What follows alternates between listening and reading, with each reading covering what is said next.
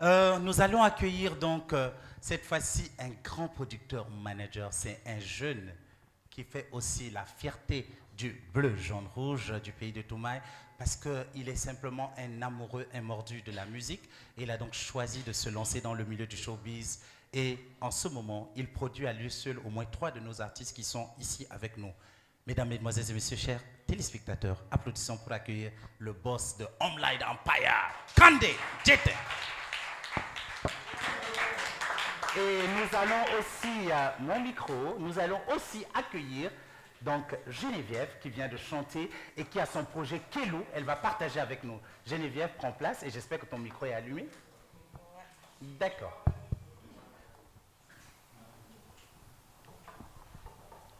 Pour votre information, Kandé, il vient du pays de Macron, là où on gifle les gens.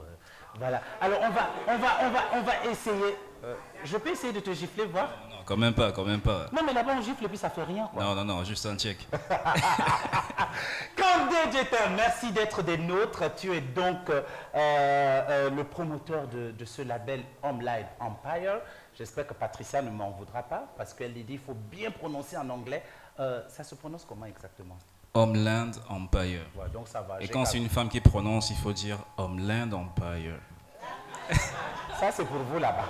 Donc, Kandé, tu es là simplement parce que on ne peut pas parler en ce moment de la musique tchadienne sans faire allusion à toi, à ce que tu fais.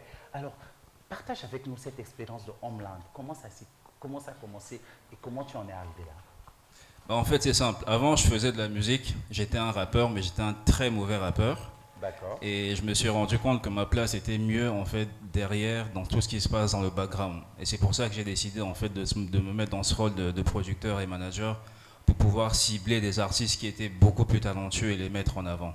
C'est comme ça qu'Homeland est parti.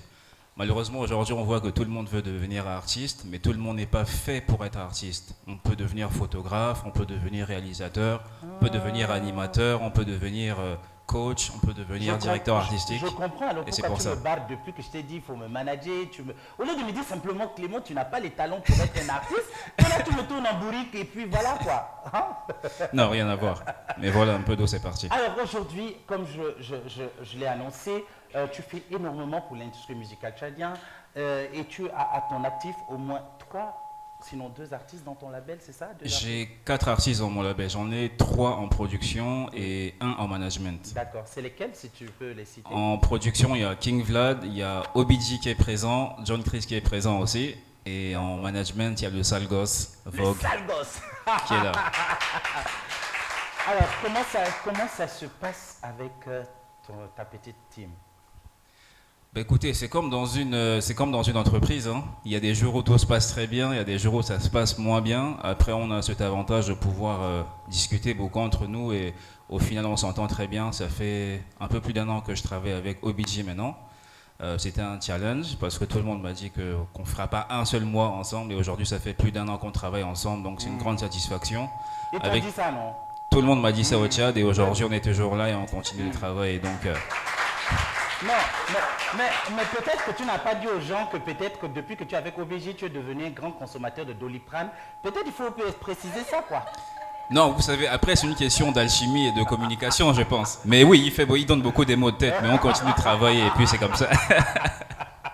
Merci Kandé. Alors, Matibé, notre divan, non pas. Je te reçois sur ce plateau parce que au-delà d'être une artiste, musicienne, compositeur et tout ça, tu es aussi entrepreneur dans le milieu musical et tu as ce projet Kelou que tu viens de lancer il n'y a pas longtemps. Et j'aimerais que vous applaudissiez parce qu'elle est une femme battante. D'accord? Partage avec nous l'expérience de ton projet Kelou, s'il te plaît. Ok. Le projet Kelou était parti d'une chanson, donc la chanson que vous venez d'écouter là, déjà qui parle de la femme, voilà, de la femme tchadienne, cette femme inspirante. Donc pour moi, c'était l'histoire de Kelou Bital Digel qui m'inspirait.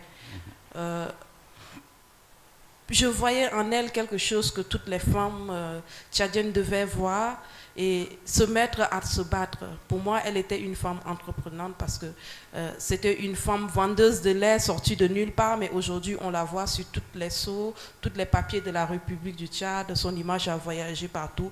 Et c'est comme ça que nous devons faire. En tant que femme, en tant que jeune, en tant qu'homme, on doit se dire, je viens de nulle part, mais je dois faire ma part pour arriver quelque part. Donc, l'histoire de Kelou m'avait inspiré d'une chanson pour pouvoir beaucoup encourager les femmes pour dire même si on ne voit pas ta valeur, même si on te minimise, même si on ne te donne pas la place qu'il te faut, tu peux passer outre que ce que les gens pensent de toi pour pouvoir voilà, t'en sortir. Super. Voilà. Après, il y a eu l'idée du projet qui était arrivé. D'accord. Et le projet, c'était le constat que dans chaque famille, ici au Tchad, on se retrouve avec une ou deux jeunes filles, mères, enfants ou veuves. Voilà. Donc dans chaque famille là, il y a toujours des jeunes filles, nos petites sœurs, nos trucs là, qui ont des enfants, mais après ils ne savent pas. Déjà dans notre culture tchadienne, quand une fille tu tombes enceinte, après les parents se retirent parce qu'après disent voilà, si tu es capable de faire un enfant, on prend plus soin de toi. Ouais. Voilà que la fille se retrouve avec un enfant, elle ne sait plus quoi faire et en plus ce sont des diplômés. Ce sont des diplômés sans emploi, donc voilà, pour moi c'est de pouvoir les inspirer avec l'histoire de Kelou, mais de les former, en plus de ça, de les former dans l'entrepreneuriat, dans la transformation des produits alimentaires, cosmétiques, et puis voilà, les teintures, des pains et tout ça. Donc c'est mon histoire, mais je voudrais que toutes les filles puissent s'imprégner de ça pour dire ok, on ne va plus passer le temps à se décourager pour dire ok, je suis voilà, la situation est arrivée et puis voilà, je vais continuer à attendre que ça vienne de papa ou bien de maman. Mais c'est aussi pour que les grands frères, les hommes puissent s'impliquer pour dire ok, je suis un grand frère dans la famille. Au lieu que ma petite soeur vienne chaque fin du mois me demander, grand frère, est-ce que tu peux me donner 5 000, 10 000? C'est pesant. Donc si un grand frère, tu dis, ok, je te donne 10 000 et je t'encourage à aller faire du commerce ou bien faire quelque chose qui va te régénérer de l'argent pour pouvoir subvenir à tes besoins. Et moi, je me retire. Voilà, c'est ça l'idée. D'accord. Alors, Matibé, tu nous parlais aussi d'une formation qui allait commencer dans quelques jours, c'est ça? Oui. Bon...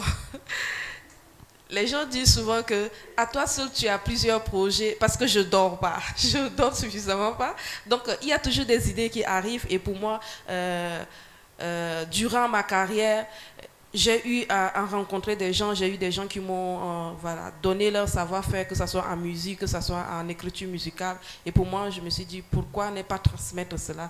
Parce qu'à plusieurs fois, je fais des émissions où je suis coach, je coach beaucoup de gens, où je pourrais dire...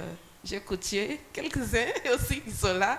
Et donc voilà, j'ai dit pourquoi ne pas organiser un masterclass pour pouvoir quand même, pas dire que je vais les apprendre, mais se donner quelque chose, se partager ce savoir-là en musique, en écriture musicale. Donc voilà, la formation, elle est lancée jusqu'à d'ici le 25, ça serait la clôture. Et après ça, on va commencer avec la formation. Elle est gratuite, les inscriptions? Elle est à 5 000 francs. 5 000 francs. Juste 5 000 francs. Donc un masterclass pour apprendre les techniques de chant. vocaux. Ouais. Ah ouais? Bouteille carrément, hein? Il faut laisser lui là. Il est photographe, il est venu, au lieu de nous filmer, il est resté à côté d'une chose. Attends, lui là, je vais régler son compte, il faut le laisser. Alors, Geneviève, qu'est-ce que tu penses donc de Kandé? De Kandé? Oui. Normalement, je devais faire partie de la team de Kandé. N'est-ce pas? Donc c'est une longue histoire, on est toujours, voilà... Mais ça va arriver un jour. Alors, Kandé, il fait un travail vraiment extraordinaire. Et c'est tout ce qu'il nous faut au Tchad. Un artiste, c'est pas seulement l'artiste, mais c'est ce qu'il y a derrière. C'est l'industrie, c'est ce qui fait l'artiste. Donc, quand tu n'es pas bien accompagné, voilà, tu te plantes quelque part. Donc, je pense que Kandé, aujourd'hui, fait un très bon travail. Et je l'encourage. Je pense que d'autres personnes, il faudrait qu'ils suivent le pas, ils voient ce qu'il fait. Et puis, voilà. Je pense que d'ici la musique tchadienne, moi je crois vraiment. Je crois fermement. Ouais. D'accord, alors merci. Kandé, qu'est-ce que tu penses de Geneviève?